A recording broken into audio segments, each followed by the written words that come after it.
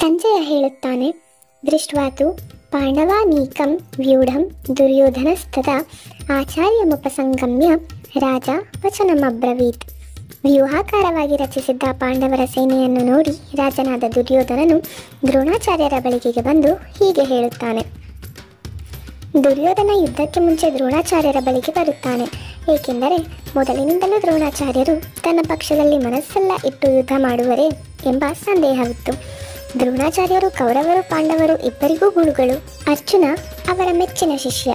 ಇದರಲ್ಲಿ ಯಾವ ಮುಚ್ಚುಮರೆಯೂ ಇರಲಿಲ್ಲ.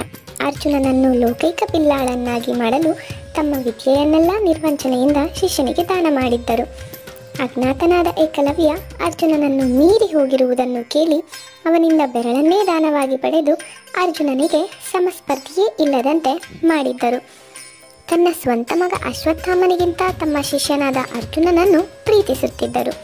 ಇದನ್ನೆಲ್ಲ ಅರಿತು ದುರ್ಯೋಧನ ದ್ರೋಣಾಚಾರ್ಯನ ಸಮೀಪಕ್ಕೆ ಬಂದು ಯುದ್ಧಕ್ಕೆ ಮುಂಚೆ ಅವರು ಮನಸ್ಸಿಟ್ಟು ತನ್ನ ಪರವಾಗಿ ಯುದ್ಧ ಮಾಡುವಂತೆ ಅವರನ್ನು ಪ್ರಚೋದಿಸಬೇಕೆಂದು ಹೀಗೆ ಹೇಳುತ್ತಾನೆ.